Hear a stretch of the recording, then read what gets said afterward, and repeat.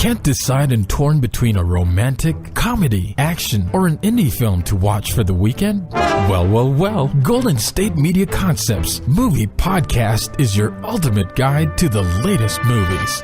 Join Jordan, Keith, and Mariano as the trio dissects what's latest on the blockbusters. It's the Golden State Media Concepts Movie Podcast.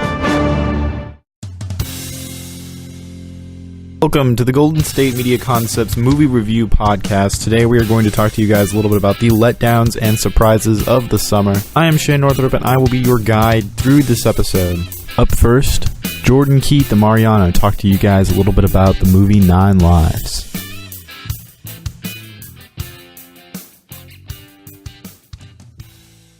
So let's start off with the box office movie 9 Lives, starring Kevin Spacey. Like I said, Jennifer Garner plays his wife. Christopher Walken's Mr. Perkins, and his cute daughter is played by Melina Weissman. Has she done anything before, or is this her breakout role?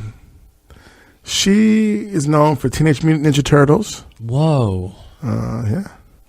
And she played young Supergirl in the TV series. You know, before she got bigger and became, you know, Supergirl full on. So. Yeah, but so I thought she was great in this film. I liked her chemistry with Kevin Spacey and with Jennifer Garner. 9 Lives. So let's get to this film. This movie was awful. Yeah.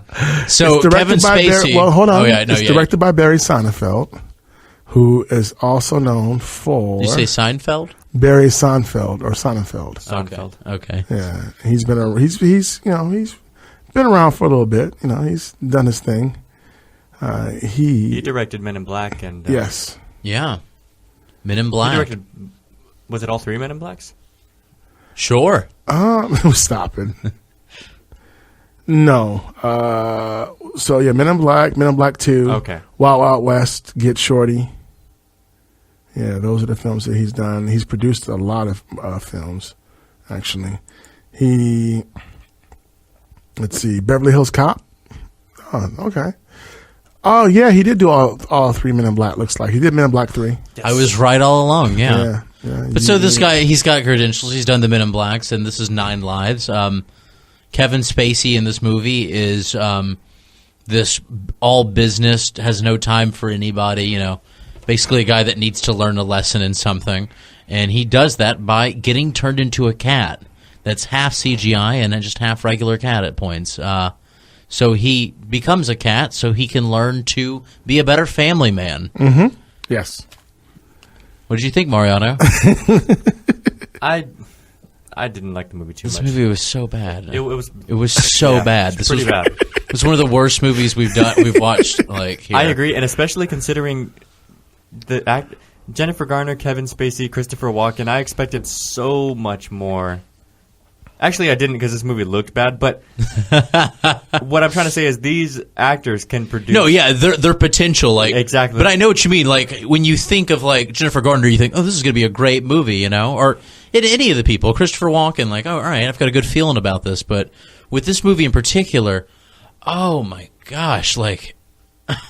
I mean, just what is the point? So It reminded me of the Shaggy Dog, which...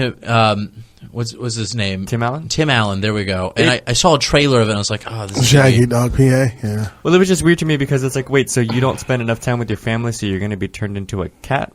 Because he hates cats. That's the big part. That's the joke. It's so funny. But and then, like, the cat puns, I couldn't deal with it. I hated the cat puns. I felt like they went out of their way to give the cat puns. Yeah. There was this one scene in the movie where they make a joke about a CAT scan. And they did it with, like, this whole, like, smile kind of thing, as if they were waiting for the audience to start laughing, you know, like, CAT scan, get it, guys. I thought the movie was cute. I enjoyed it. I thought it was fun. It's a family film. No. Oh, yeah. I didn't have a problem with it at all. I thought it was a cute little movie. I enjoyed Kevin Spacey's his chemistry with his daughter. I love the fact that this movie just consisted of him complaining about being a cat the entire time. Like, how am I going to do that? I don't have hands. Like how am I going to do that? I don't have ears. And, you know, like human ears. And then he talks to... It's weird because when he does these monologues of, I don't know how I'm going to sit in this chair as a cat, everybody, like all the people around him, the people that are, you know, actual people, they kind of like stop talking for a second to give him a chance to say something, and then as soon as he's done saying being a cat sucks, it goes back to them, their normal conversation, and that also really annoyed me. Like I said, I thought the film was fine. It was a cute little family film. I enjoyed it. It was cute. I liked the chemistry between Kevin Spacey and Melina Weissman. So and Jennifer Garner did a good job too. So it's cool. I wasn't looking for an Academy Award. I was looking to be entertained, and I was. But once again, I like Christopher Walken too, so I thought he was great. I enjoyed the film. And Mark Consuelos, who is also the famous husband to Kelly Ripa from Kelly and Mike, Regis and Kelly. That's her hubby. He did a great job playing the bad guy. I thought he was good. So yeah, I thought it was a fun film. Is it just me, or was it Tim Allen and the Shaggy Dog, but with a cat? Well, you do understand that that's a remake too. So but the even Shaggy then, Dog remake, and not that I'm saying that the Shaggy even when Dog you was a compare good that, movie. It's just like I'm just letting you know that that's a remake as well. I'm aware, and I didn't like the Shaggy Dog, but now we can say that this is a remake of a remake of a remake at this point. Well, and it didn't but you knew that going into it. So the yeah, trailer no, tells you I that, knew I wasn't so. going to like it, and expectations you don't want met. to have preconceived, notions when you go see a film, but that's fine. But yeah, I thought it was a fun film. So, yeah, I didn't have a problem with it. I thought it was cute. Like I said, but if it wasn't for Melina Weissman playing his daughter, I probably wouldn't have liked the film. She was great. I think she's going to be a great future star. Like I said, I really enjoyed her role. I thought Robbie Amell did a great job playing the son who was misunderstood, who was hardworking, who needed a chance to shine. So, like I said, there are things about the film that I did like. Like I said, it was a family film. I wasn't looking for an Academy Award. I was looking to be entertained, and I was. I wasn't, though. That's fine. It was a little too much for me. The digital cat, like in slow motion scenes when I didn't even notice. It's kind of like they're like hoping. I didn't even notice the CGI. I didn't even notice. I hardly ever do. And he's all like obsessed over cereal. It's just weird to me. He was meowing, and when he meowed, his mouth didn't move with it. And at some point, like in the early part of the movie, they kind of touched on about like the possibility of the dead going to the cats and this weird like theory, but they left that alone. Like the rest of the movie, like they kind of like presented these questions like, no, actually, what didn't, happens? Because towards the end, he goes back to the shop. But yeah, and the cats are talking to him. Yeah. But even then, they were saying like they kind of asked this question like, do the souls of people inhabit the bodies of cats? And that's not something that they really like after death, and that's not something they really kind of touched on beyond the fact that they put on that. They did touch on that. Well, no, because he was talking to the cats, but the cats were always cats. It wasn't like they used to be humans. You might have to watch it again. I am telling you. No, they did touch on that. You weren't, yeah. What do you think, Mariano? So you guys don't like the film. Okay, so. No. All right, so what's your rating for it? That's fine. What's your rating for it? 2.5. Let me give it a 2. Okay. I'm going to give it a 7. So you say that this movie was nearly as good as Suicide Squad. It was just fun. It was a fun little film. Like I said, it was a cute family film. If it wasn't for the daughter, I wouldn't have enjoyed the movie. The daughter, the cat, Kevin Spacey, all that made for a good film for me. I enjoyed it. And then some of the things the cat did when he saw his ex-wife, I enjoyed that too. So, like I said, it was a fun film. And we are coming up on a break. But when we get back, Jordan, Keith, and Mariano talk to you guys about a pleasant surprise from this summer, Ghostbusters. So stick around. Are you looking for help for your fantasy football team? Check out the GSMC Fantasy Football Podcast. Get today's best advice on who to start, who to sit, even who you should draft. From sleeper picks to red-hot lineups, they got it all covered for you. That's gsmcpodcast.com/fantasy-football-podcast. We'll cover traditional leagues, dynasty, PPR, even IDP leagues. When you need fantasy help, there's just one show to hit up. Don't forget to like them on Facebook and follow them on Twitter. Visit gsmcpodcast.com for more info.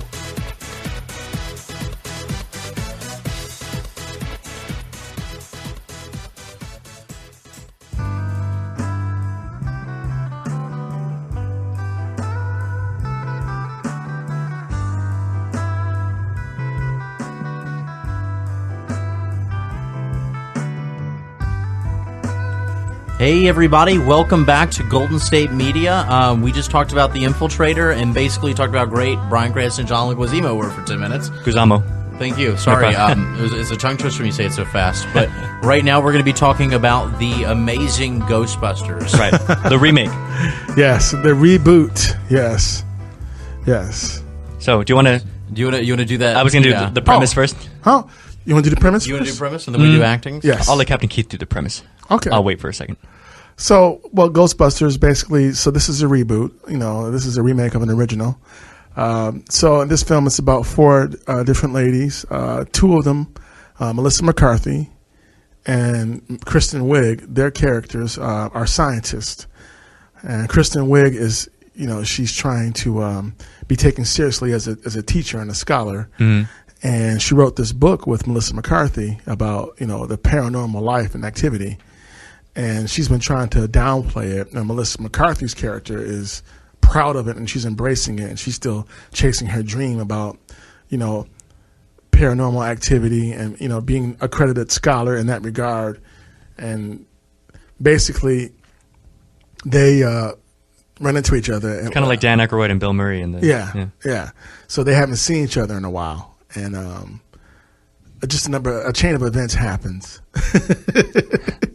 where Kristen Wiig's character, basically, Erin Gilbert, that's the name of her character, has become a skeptic, a non-believer after writing that book. She just wants to leave it all behind. And Melissa McCarthy's like, you basically kind of sold out. And then, when she goes to visit Melissa, because the book resurfaces that they wrote together, she runs into Melissa's character. And who was Abby Yates, and her new partner, who was played by Kate McKinnon, was Julian Holtzman, and they will find out that there's a museum that is haunted, apparently, and of course, Erin Gilbert, Kristen Wiig's character is like, this isn't real, but I'll go with you, right? Like Bill Murray did in the right, exactly. So. Of course, needless to say, you guys can figure out the rest. Yeah. The ghost was real, and it just parlays into, a whole new adventure for them, and it just reopens back up that world, and it revalidates the book that they wrote, and it's just interesting. I mean, it was So that's the premise. If you guys want to add anything, let me know. But. Let me just add this to it. This is not about the premise. Mm-hmm. Can I just say that a lot of people were salty about the movie because they thought that it was like a political statement out of spite that like women can redo the Ghostbusters, Okay. And they thought it was like just like an unnecessary kind of an unnecessary like feminist movement, Yeah. Which, not that there's anything against it, but a lot of people were like, there's nothing wrong with it, but do you really need to do it just to make a point type thing, I don't think the film was made just It wasn't. to make a point. Well, my point is I found out that it wasn't that. It turns out that it was going to be Ghostbusters Part 3 with a totally different plot, different director. The one who directed the first 2 and produced the first one, and he kept in his contract creative control, a lot of creative control, and that included selection, or at least approval of the director, and he wanted to direct it. And Sony didn't want to let him direct. So there was this big old thing going on, and they turned out getting him to give up the rights for it. And then they chose the director whose name was, I forget his name. What was his name? He did Paul Feig. Right, he did the Heat and look at you. All right. Yeah, see? All Keith up in here. Yeah, exactly. Yeah. But he chose... Yeah, he did Spy. He did exactly, the Heat. Spy and the Heat. Yeah. And it was Melissa McCarthy. Bridesmaids. Right. And he chose those 2 actresses. Yeah. And then, the other 2 kind of fell into place. And with the actresses... Leslie Jones. Exactly. And Kate McKinnon. But he also got some creative control, and that's how they just kind of rebooted the story. So it went from Ghostbusters 3 to just a Ghostbusters reboot. And without that unnecessary political agenda, I was just like at ease, and I loved...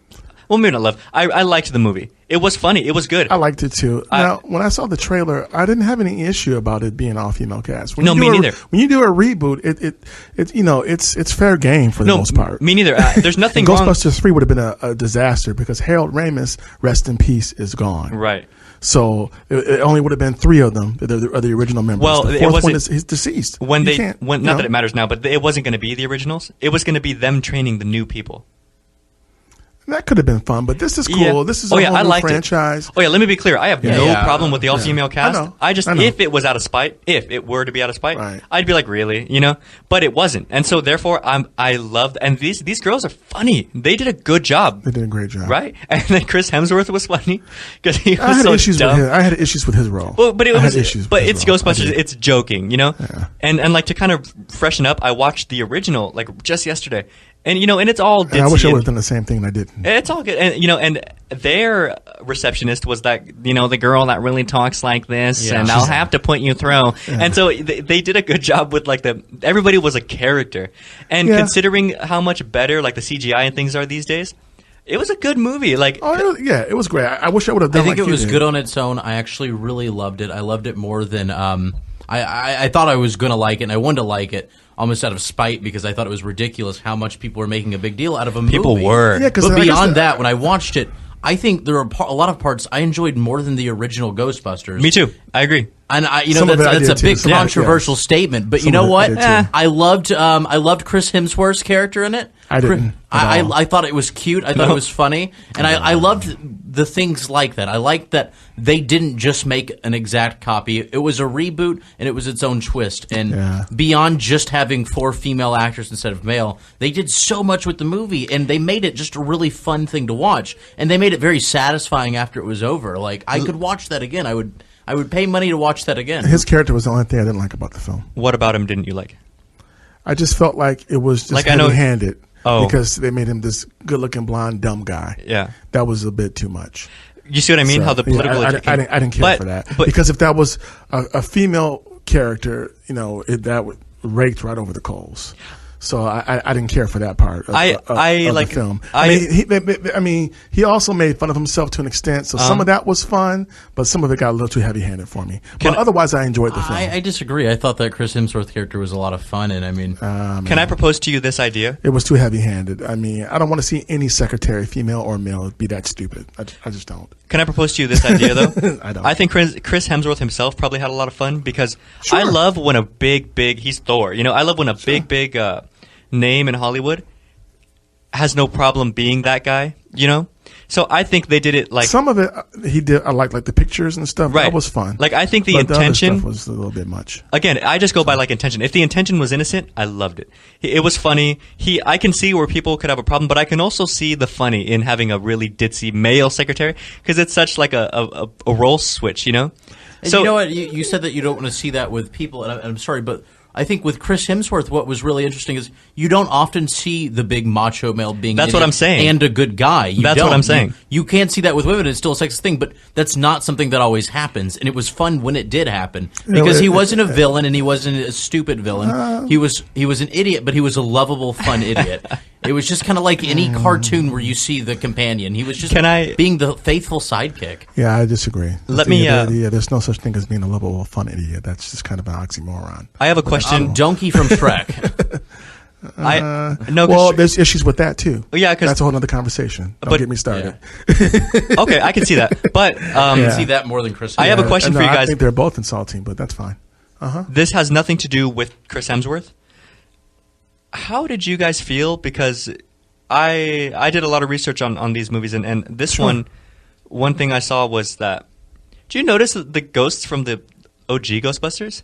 Yeah, Slimer. But there was another one too. I'm not going to give it away. But what did you like or dislike, or did it matter to you the fact that they were not kind of brought up as cameos? They were just a new ghost in this universe, Well, I guess I mean, can't remember, there so were I have to see cameos it like again. Bill Murray. There were cameos But- everywhere from old actors, Right, but- they weren't the same. Nothing was the same. Exactly. It was as if that That never universe happened. existed. Exactly. It was just a slight little wink and nods. Right. Yeah. So, but there were some great cameos Because I loved how So- Creed. Remember Creed?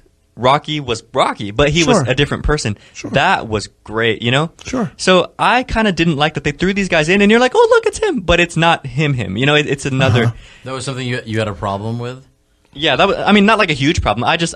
No, I liked it. definitely- I think it really further separated the universes that these two movies came out of, and it allowed this one to be something more original and be its own thing. When you just show that Bill Murray wasn't Bill Murray the Ghostbuster, you show Right. that Slimer wasn't this lovable, Slimer, you get to kind of see that this is its own world, and it has room to grow and be its own thing beyond the shadow of an 80s amazing movie. It can be its own great movie. Andy Garcia was great as the mayor. I mean, there was lots of fun things about it. So, I mean, like I said, I recommend the film. That was the only issue I had. It was Chris Hemsworth's character. But otherwise, I did enjoy the film. I enjoyed the chemistry between Leslie Jones, Kristen Wiig, Kate McKinnon, and Melissa McCarthy. They were great together. They did a good job. So it was a lot of fun. It's a great reboot. It's nice. It's a lot better than I thought it was going to be. Yeah. I'm glad they brought the franchise back. I look forward to seeing where they go next.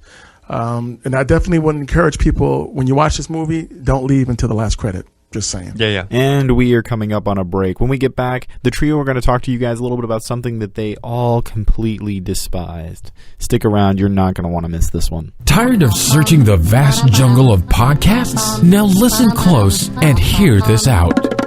There's a podcast network that covers just about everything that you've been searching. The Golden State Media Concepts Podcast Network is here. Nothing less than a podcast bliss with endless hours of podcast coverage. From news, sports, music, fashion, cooking, entertainment, fantasy, football, and so much more. So stop lurking around and go straight out to the Golden State Media Concepts Podcast Network. Guaranteed to fill that podcast itch. Whatever it may be. Visit us at www.gsmcpodcast.com. Follow us on Facebook and Twitter, and download us on iTunes, SoundCloud, and Google Play.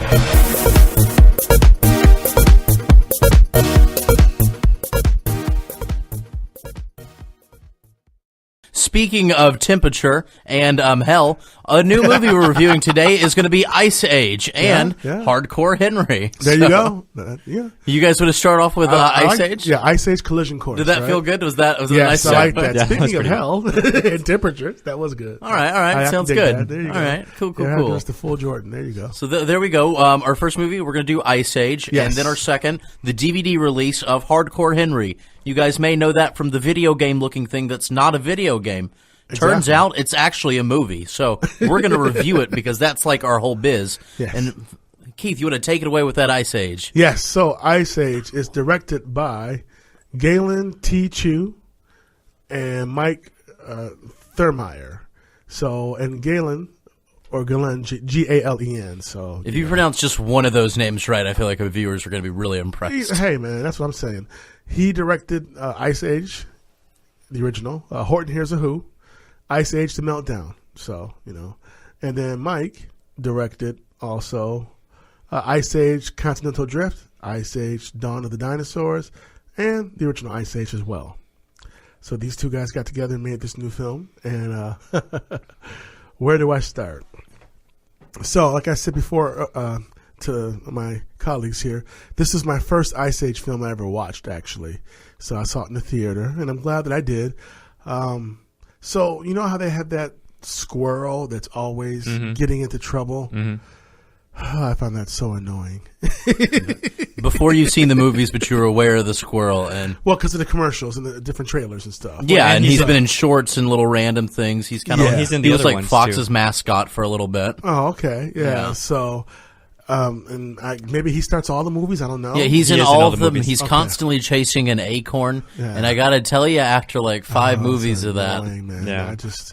I felt like I was watching the Roadrunner and Wile E. Coyote. But once I got past him and what he was doing, and we got to the actual animals, and their lives, the woolly mammoths and gang, I enjoyed the film. It was fun. I just wanted more of that. It's interesting to see, Manny and his wife, their daughter Peaches, is all grown up now, and she's got a new boyfriend, and of course the dad is just not really feeling it. I like the name Peaches for. I know, right? I like that too. Wasn't that That's also cute. in what was that? Fundamentals of Caring. Wasn't her name was Peaches as well? Her name was. It was Peaches, wasn't it? The pregnant girl. Oh yeah, her Yeah. name was Peaches. Yeah. So Peaches just is a good name, I think. Yeah. It's a good omen. Yeah, it's a cute little name. But yeah, so watching this film, it was fun. It was entertaining. Like I said, I enjoyed, watching all the other animals interact with each other and what was going on with them, and the collision. This movie's called Collision Course because it looks like something's coming towards the Earth that's going to wipe them all out. Like what allegedly really happened on Earth with dinosaurs and woolly mammoths in real life, apparently. So, yeah, that was it was cool. I mean, who stole the show for me was John Leguizamo's character as the sloth. Oh yeah, he's been in it since the beginning too. Yeah, he was very funny. I was really he had me cracking up. I don't know if it's the fact that I've seen this movie. This is like the 5th or 10th or 19th Ice Age there is, or the fact that it's just been going for so long and it kind of feels like a one trick pony at this. Where it's the same characters doing the same thing. Right. I went in thinking I wasn't going to like it, and I didn't like it. Okay. But I thought you were going to tell me I liked it.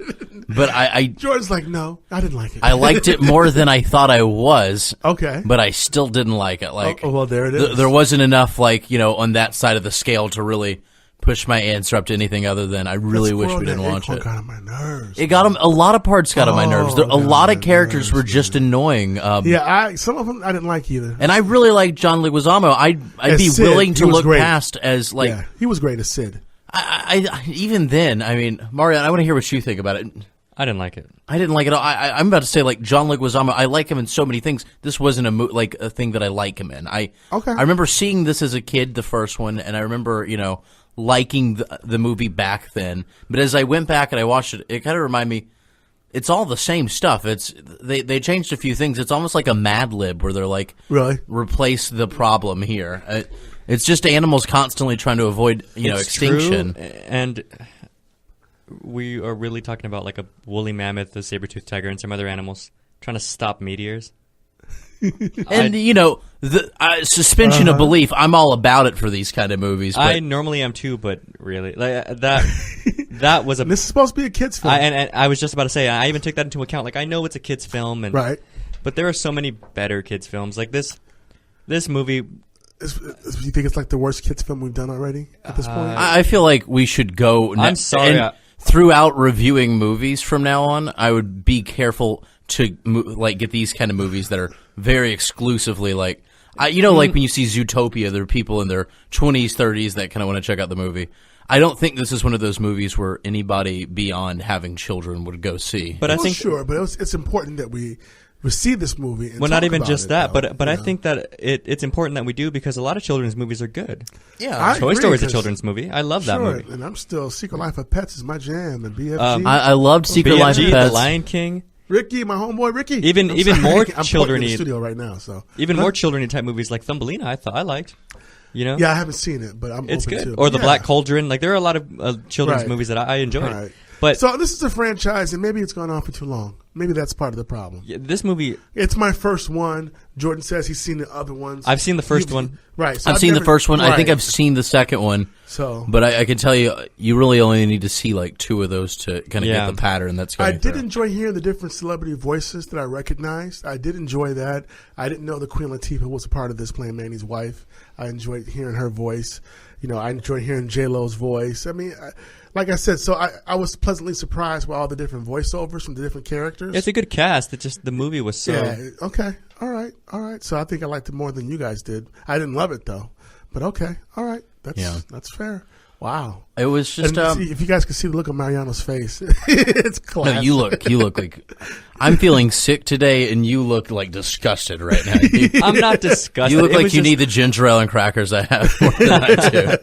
Yeah, I mean, don't get me wrong. I'm not disgusted. It's a children's movie, so in a way, there's really no way to go wrong. But I just a mammoth trying to find a way to stop meteors to me is just too much of a stretch. Well.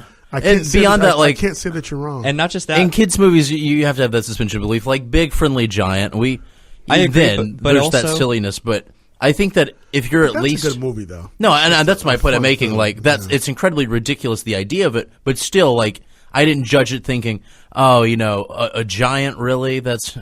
But that's the thing is that's the point. Layers to that. I'm sorry. I'm sorry, but that's the point I'm trying to make. I know that like in every children's movie, there's some suspension of belief. Like the Brave Little Toaster was or think of Beauty and the Beast. Everything is out there, but the difference is those are good movies. It's how it's executed. Exactly. And this movie, too, I take into consideration, because I know you haven't seen the others, it's the same thing, only worse.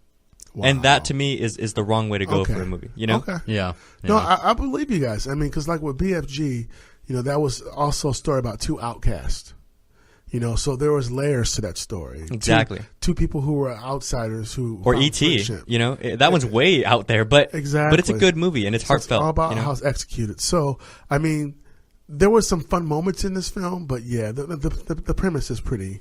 I'll put it this way: I'd be a lot easier on this movie if the first one was horrible like this one, and this one was at least somewhat decent like the first one. Like if the trend was upward, I would have. Is this the fourth one, or how many movies? This is the third one. Okay. And I would have felt better if the trend was going up. This is going down, and I don't like it. So maybe it's time for this franchise to end.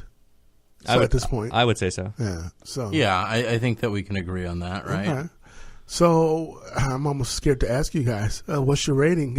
2. I'm genuinely sorry I saw this. This is actually not the third Ice Age. I just want to clarify that. Is it the fourth? This is the 5th Ice Age. See, I knew there was a lot of them. 5th, yeah. All right, so and a 6th is in the work, I think. Yeah, so they need to maybe just let it go. Well, you know, when you think of like franchises that last this long, you know, in movies, you really think of like a universe that's created around you, the things that are built around it, and you have other movies that you know. They do this and they do that. They set out to what they accomplished, but they weren't trying to accomplish a lot. And those like this, where you're going to have some people that, you know, butts in the seats, but it's not going to really – I don't see this creating like a fan base or anything kind of like – and you got to be careful too, because we've had 2 to 3 great children's films come out already this summer. Yeah. So if you understand that, then you need to be more competitive. You need to write something that's good like those films. Those films were good. Those films had great stories. They had good plots. They were written well. You can't just skate by on your name alone. You can try, and it works sometimes. But you know what I mean, like with Toy Story. Now, Toy Story is one of those movies where you're not just watching this movie, you're watching Toy Story. You know, you're not watching Toy Story 2, you're still watching Toy Story. It's something where it's this universe, it's this franchise, and it has a lot of people that are passionate about it because it was amazing. This is still something that I think that it has enough movies where you'd think that this is something that's like a culture. But it just, to me, it feels like just kind of a run and done thing. It could have been a lot better than what it was. Go ahead. Can I just make one quick point, Sure. and then we have to get to our break? Yes, sir. I think what makes a good children's movie is it needs to be good for adults as well, and I'll explain why. Because what's the best part about like E.T. and those movies that we loved back then is that we can still love them today. So they create that nostalgia. Like I don't think any children are gonna grow up, 10 years from now and go back and be like, I need to watch Ice Age. And that's why it won't be a great movie. Well, there it is. Because no one's going to be like, whoa, do you remember that time that movie was so good? Let's watch it again. Oh, it's still good. This is an instant classic. They should reboot it. And like those are the types of movies that are forgettable. It needs to have that mass appeal. And I know it's a children's movie, but all these other great movies were children's movies, but that the child can grow up still loving. It's almost like a weird comfort thing where like, wow, this movie is still good. Like the nostalgia factor. Like Star Wars, the old ones, they're still good movies. You know what I mean? I understand. Yeah, no, I feel like this 20 years from now, like you'll still know like Toy Story, and even like if they keep doing it, How to Train Your Dragon, these things that they immerse yourself with it. This, I don't see this like. I feel like the people knowing it's going to stop as soon as they stop making it. So, what's your ratings, fellas? 2. And 2. I'm going to give it like a 4.